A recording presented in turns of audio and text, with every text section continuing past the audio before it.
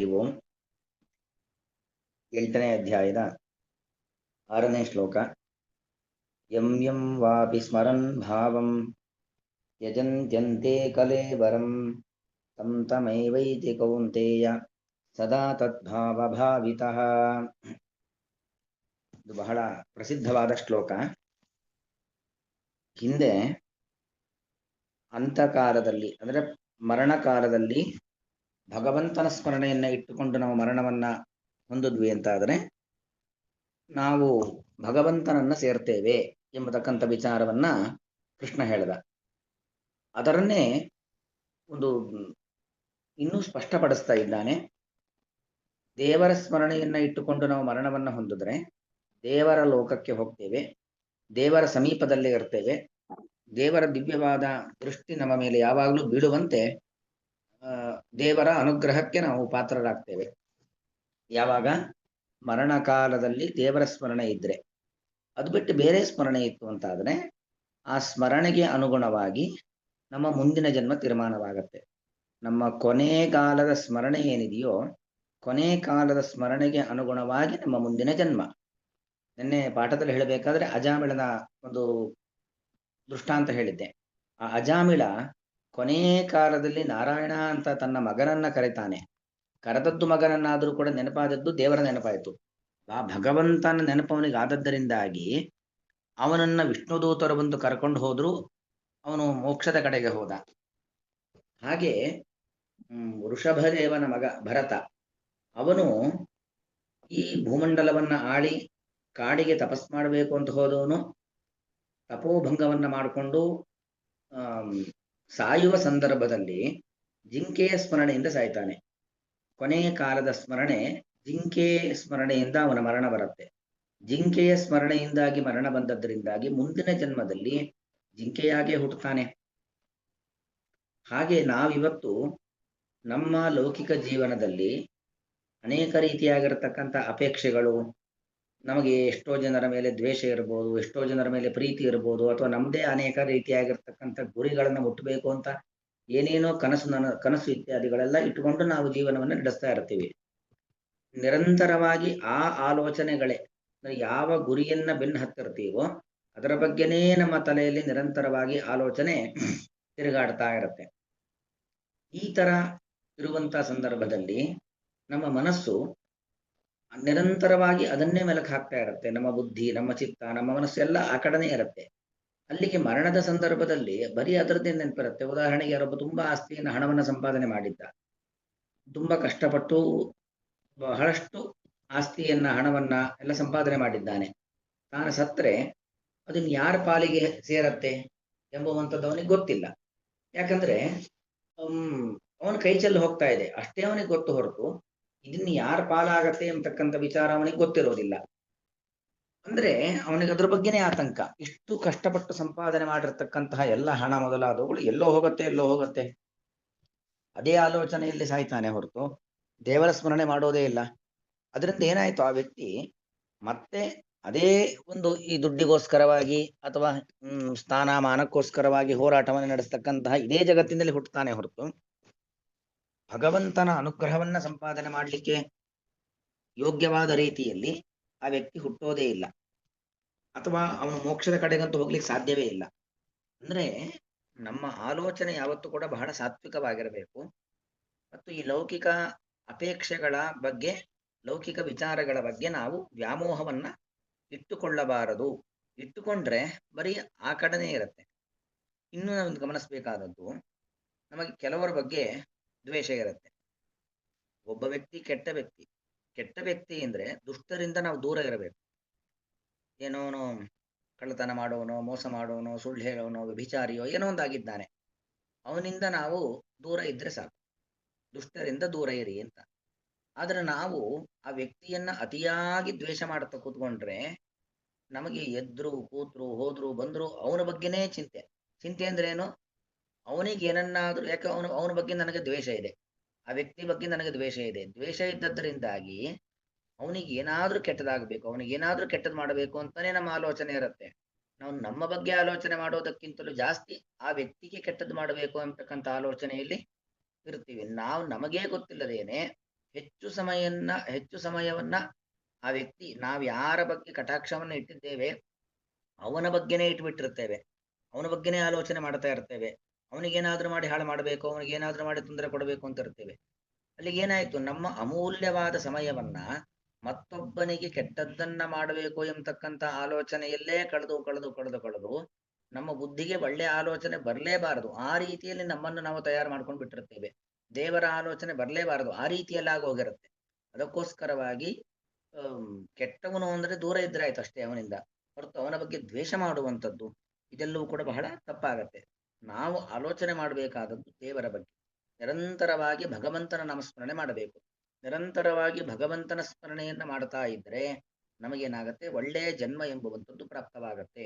ಆ ಒಳ್ಳೆಯ ಜನ್ಮದಿಂದಾಗಿ ನಮಗೆ ಇನ್ನಷ್ಟು ಇನ್ನಷ್ಟು ಒಳ್ಳೇದಾಗ್ತಾ ಆಗ್ತಾ ಆಗ್ತಾ ಭಗವಂತನ ಸಮೀಪಕ್ಕೆ ನಾವು ಹೋಗ್ಲಿಕ್ಕೆ ಯೋಗ್ಯರಾಗ್ತೇವೆ.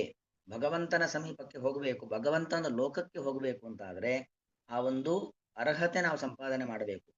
ಭಗವಂತನ ಲೋಕಕ್ಕೆ ಹೋಗ್ಲಿಕ್ಕೆ ಬೇಕಾಗಿರ್ತಕ್ಕಂಥ ಅರ್ಹತೆ ಅದು ಒಂದು ಜನ್ಮದಲ್ಲಿ ಸಿಗುವಂಥದ್ದಲ್ಲ. ಕೃಷ್ಣನೇ ಹೇಳಿದ್ದಾನೆ, ಬಹೂನಾಂ ಜನ್ಮನಾಮಂತೆ ಜ್ಞಾನವಾನ್ ಮಾಂ ಪ್ರಪದ್ಯತೆ ಅಂತ. ಬಹುಜನ್ಮಗಳ ನಂತರದಲ್ಲಿ ನಾವು ಭಗವಂತನ ಲೋಕಕ್ಕೆ ಹೋಗೋದು. ಆ ಬಹುಜನ್ಮಗಳು ಎಂತೆಂತೋ ಜನ್ಮ ಸುಮ್ಮನೆ ಸುಮ್ಮನೆ ನಾವು ಹುಟ್ಟೋದು ಸಾಯೋದು, ಅದರ ಮಧ್ಯದಲ್ಲಿ ಲೌಕಿಕ ಅಪೇಕ್ಷೆಗಳನ್ನ ಇಟ್ಟುಕೊಂಡು ಅದರಲ್ಲೇ ಹೋರಾಟ ನಡೆಸ್ಕೊಂಡು ನಾವು ಸತ್ವಿ ಅಂತ ಆದ್ರೆ ಆ ಬಹುಜನ್ಮಗಳು ವ್ಯರ್ಥ ಅಷ್ಟೇ.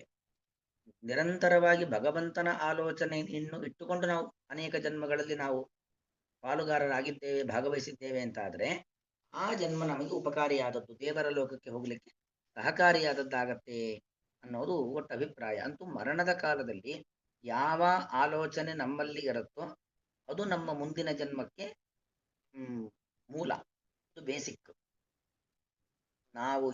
ಈಗ ನಾವು ಹಲಸಿನ ಬೀಜವನ್ನ ಬಿತ್ತನೆ ಮಾಡಿದ್ರೆ ಹಲಸಿನ ಮರವೇ ಬೆಳೆಯುತ್ತೆ.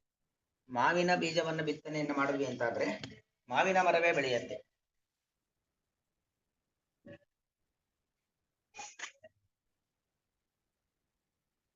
ಯಾವ ರೀತಿಯಾಗಿರ್ತಕ್ಕಂಥ ಬಿತ್ತನೆಯೋ ಅದಕ್ಕನುಗುಣವಾಗಿ ವೃಕ್ಷ ಆರೋಹಣ ಆಗ್ತಕ್ಕಂಥದ್ದು.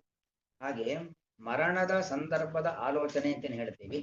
ಆ ಮರಣದ ಸಂದರ್ಭದ ಆಲೋಚನೆ ಅಂತಕ್ಕಂಥದ್ದು ನಮ್ಮ ಮುಂದಿನ ಜನ್ಮಕ್ಕೆ, ಅದು ನಮ್ಮ ಮುಂದಿನ ಜನ್ಮ ಏನಿದೆ, ಮುಂದಿನ ಜನ್ಮ ನಮ್ಗೆ ಯಾವ್ದು ಬರುತ್ತೆ ಅನ್ನೋದನ್ನ ಅದು ತೀರ್ಮಾನ ಮಾಡುವಂಥದ್ದಾಗಿರುತ್ತೆ.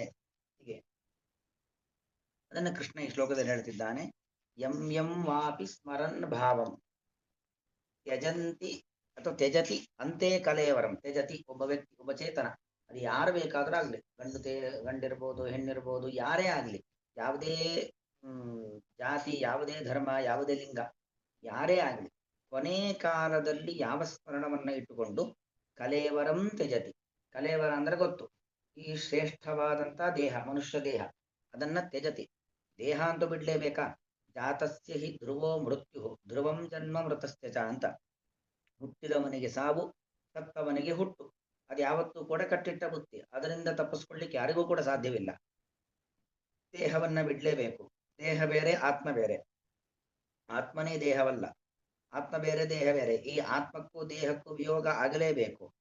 ವಿಯೋಗ ಆಗೋದೇ ಹೌದು, ಮತ್ತೊಂದು ಜನ್ಮ ಬರೋದೇ ಹೌದು. ಅಂದ್ಮೇಲೆ ಮತ್ತೊಂದು ಒಳ್ಳೆಯ ಜನ್ಮವನ್ನ ಪಡೀಲಿಕ್ಕೆ ಪ್ರಯತ್ನವನ್ನ ಮಾಡಬೇಕೇ ಹೊರತಾಗಿ ಯಾವ್ದ್ಯಾವುದೋ ಜನ್ಮವನ್ನ ಪಡೆಯುವಂತಹ ಒಂದು ದೌರ್ಭಾಗ್ಯಕ್ಕೆ ನಾವು ಒಳಗಾಗಬಾರದು. ಆ ದೌರ್ಭಾಗ್ಯಕ್ಕೆ ನಾವು ಒಳಗಾಗಬಾರದು ಅಂತಾದ್ರೆ ಉತ್ತಮವಾದ ಆಲೋಚನೆಯಿಂದ ಈ ದೇಹವನ್ನ ಬಿಡಬೇಕು. ತಂ ತಮೇವ ಏತಿ ಕೌಂತೆಯ ಸದಾ ತದ್ಭಾವ ಭಾವಿಕ. ತಂ ತಮೇವ ಏತಿ, ಅದನ್ನು ಏತಿ ಅಂದ್ರೆ ಹೊಂದುತ್ತಾನೆ ಅಂತ ಅರ್ಥ. ಯಾವ ಆಲೋಚನೆಯನ್ನ ಇಟ್ಟುಕೊಂಡು ಸಾಯ್ತಾನೋ ಆ ಲೋಕಕ್ಕೆ ಹೋಗ್ತಾನೆ, ಅದಾಗ್ತಾನೆ. ಭರತ ಜಿಂಕೆ ಆಲೋಚನೆಯಿಂದ ಸತ್ತ, ಜಿಂಕೆಯಾಗಿ ಹುಟ್ಟ. ಅಜಾಮಿಳ ಭಗವಂತನ ಸ್ಮರಣೆಯಿಂದ ಸತ್ತ, ಭಗವಂತನ ಲೋಕಕ್ಕೆ ಹೋದ.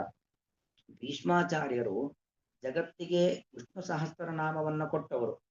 ಎಂಥ ಮಹಾತ್ಮರು! ಇವತ್ತು ನಾವೆಲ್ಲ ನಿತ್ಯ ಹೇಳ್ತಕ್ಕಂಥ ವಿಷ್ಣು ಸಹಸ್ರನಾಮ ಸಕಲ ಸಮಸ್ಯೆಗಳಿಗೆ ಪರಿಹಾರದ ರೂಪದಲ್ಲಿರತಕ್ಕಂಥದ್ದು. ಅಂತಹ ದೊಡ್ಡ ದಿವ್ಯವಾದ ಮಂತ್ರ ವಿಷ್ಣು ಸಹಸ್ರನಾಮವನ್ನ ಕೊಟ್ಟಂತಹ ಒಂದು ಭೀಷ್ಮಾಚಾರ್ಯರ ಒಂದು ಪ್ರಾರಬ್ಧ ನೋಡಿ, ಅವರಿಗೆ ಮರಣದ ಸಂದರ್ಭದಲ್ಲಿ ದೇವರ ಸ್ಮರಣೆ ಬರಲೇ ಇಲ್ಲ.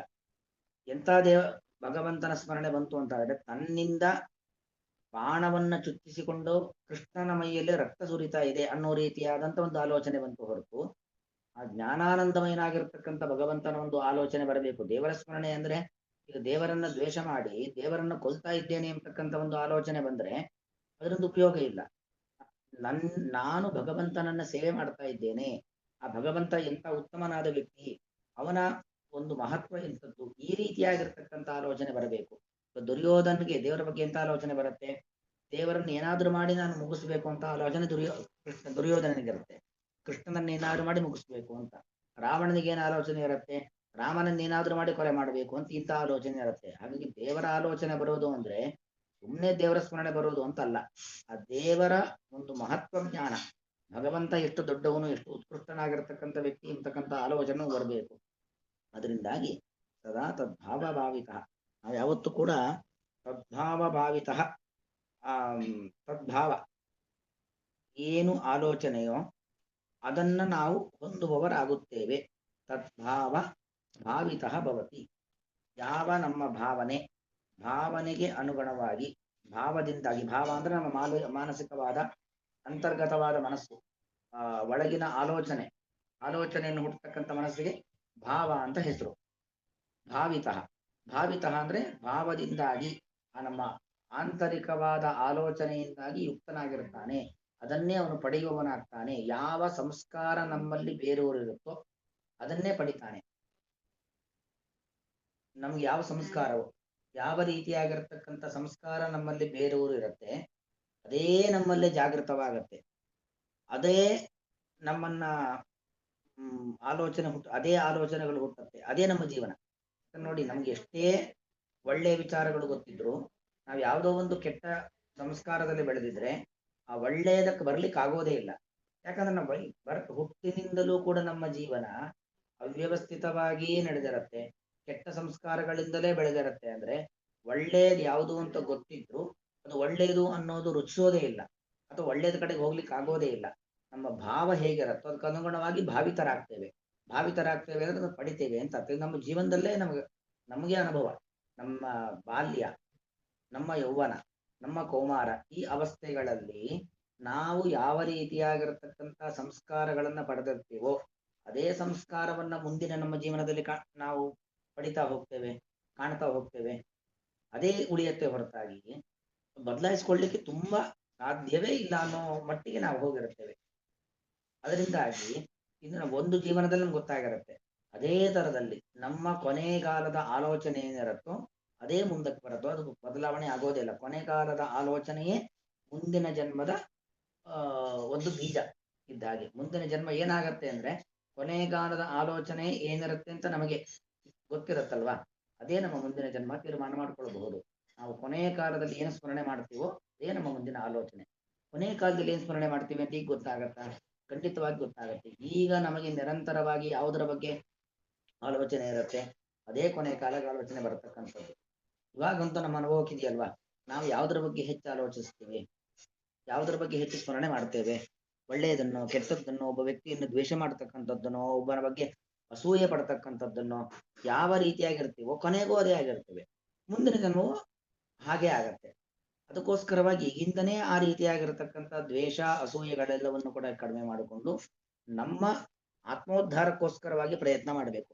ಆತ್ಮೋದ್ಧಾರಕ್ಕೆ ಪ್ರಯತ್ನ ಮಾಡಬೇಕು ಅಂತ ಆದ್ರೆ ಆ ಭಗವಂತನ ಸ್ಮರಣೆಯಲ್ಲಿ ನಾವು ಯಾವತ್ತೂ ಕೂಡ ಇರಬೇಕು. ಅಂತ ಕಾಲೇಜ ಮಾಮೇವ ಸ್ಮರನ್ ಮುಕ್ತ ಕಲೆಯವರೆಂಬುದಾಗಿ ಹೇಳಿದಂತೆ ಭಗವಂತನ ಸ್ಮರಣೆ ನಮಗೆ ಹಿತವಾದದ್ದು ಯಾವುದು? ದೇವರ ಸ್ಮರಣೆ ಮಾತ್ರ. ಉಳಿದಿದ್ಯಾವುದೂ ಕೂಡ ಹಿತವಾದದ್ದಲ್ಲ. ನಮ್ಮ ಅಭಿವೃದ್ಧಿಗೆ ಕಾರಣವಾದದ್ದು, ಆತ್ಮೋದ್ಧಾರಕ್ಕೆ ಕಾರಣವಾಗಿರತಕ್ಕಂಥದ್ದು ಯಾವುದು? ಭಗವಂತನ ಸ್ಮರಣೆ ಮಾತ್ರ ಆತ್ಮೋದ್ಧಾರಕ್ಕೆ ಕಾರಣವಾದದ್ದು.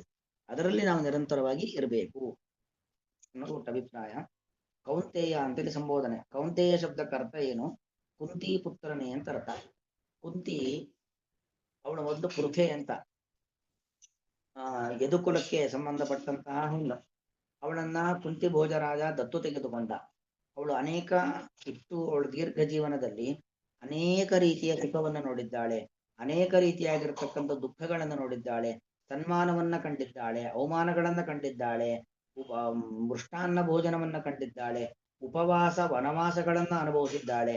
ಅಂದ್ರೆ ಅವಳ ಜೀವನ ಅಂದ್ರೆ ಅನೇಕ ರೀತಿಯಲ್ಲಿ ಏರುಪೇರುಗಳಿಂದ ಒಳಗೊಂಡಂತ ಜೀವನ ಆ ಮಹಾಮಾತೆ ಕುಂತಿಯ ಜೀವನ. ಆದರೆ ಯಾವ ಸಂದರ್ಭದಲ್ಲೂ ಕೂಡ ಭಗವಂತನ ಸ್ಮರಣೆಯನ್ನು ಮರ್ತವಳಲ್ಲ.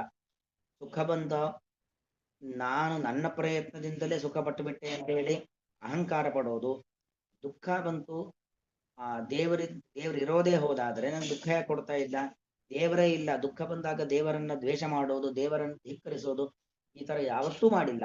ಅವಳು ಸುಖ ದುಃಖ ಕಷ್ಟ ನಷ್ಟ ಪ್ರತಿಯೊಂದು ಸಂದರ್ಭದಲ್ಲೂ ಕೂಡ ದೇವರ ಭಕ್ತಳಾಗೇ ಇದ್ದಳು, ಎಂದೂ ಭಗವಂತನನ್ನ ಮರ್ತಿಲ್ಲ. ಅಂತಹ ಒಂದು ದಿವ್ಯವಾದ ಚೇತನ ಅದು ಕುಂತಿ. ಅಂತಹ ಕುಂತಿಯ ಮಗನೇ ಎಂಬುದಾಗಿ ಸಂಬೋಧನೆ. ಕೌಂತೆಯ ಎಲೆ ಕುಂತಿಯ ಪುತ್ರನೇ, ಎಂ ಎಂ ಅಂದ್ರೆ ಯಾವ ಯಾವ, ಭಾವಂ ಭಾವಂ ಅಂದ್ರೆ ನಮ್ಮ ಆಲೋಚನಾ ಶಕ್ತಿ ಅಂತ ಅರ್ಥ. ಭಾವ ಅಂದ್ರೆ ಅಂತರ್ಗತಂ ಮನಃ, ನಮ್ಮ ಆಂತರಿಕವಾದ ಆಲೋಚನೆ, ಸ್ಮರಣೆಯನ್ನ ಮಾಡಿಕೊಳ್ಳುತ್ತಾ ಯಾವ ರೀತಿಯಾದ ಆಂತರಿಕ ಆಲೋಚನೆಯನ್ನ ಇಟ್ಟುಕೊಂಡು ಸ್ಮರಿಸುತ್ತಾ, ಕಲೇವರಂ ಅಂತೆ ಶರೀರವನ್ನ ಬಿಡ್ತಕ್ಕಂಥ ಸಂದರ್ಭದಲ್ಲಿ ಕಲೇವರಂ ದೇಹವನ್ನು ತ್ಯಜತಿ ಬಿಡುತ್ತಾನೋ, ತಮೈವ ಅದನ್ನೇ ಏತಿ ಹೊಂದುತ್ತಾನೆ. ಆದ್ದರಿಂದಾಗಿ ತಸ್ಮಾತ್ ಅಂತ ಸೇರಿಸ್ಕೊಳ್ಳೋ, ಆದ್ದರಿಂದಾಗಿ ಸದಾ ಯಾವಾಗಲೂ ತದ್ಭಾವ ಭಾವಿತ, ತದ್ಭಾವ ಆ ಭಗವಂತನ ಭಾವ, ಭಾವ ಅಂದ್ರೆ ಅವನ ಆಲೋಚನೆಯನ್ನು ಉಳ್ಳವನು, ಭಾವಿತ ಆಗು ಅಂದ್ರೆ ಭಗವಂತನ ಸಂಸ್ಕಾರವನ್ನ ಪಡೆಯುವವನಾಗು ಎಂಬುದು ಒಟ್ಟಭಿಪ್ರಾಯ. ಯಂ ಯಂ ವಾಪಿತೆ ಸ್ಮರನ್ ಭಾವಂ ತ್ಯಜಂತ್ಯಂತೆ ಕಲೇವರಂ ತಂ ತಮೇವೈತಿ ಕೌಂತೇಯ ಸದಾ ತದ್ಭಾವ ಭಾವಿತಃ. ಶ್ರೀಕೃಷ್ಣಾರ್ಪಣಮಸ್ತು.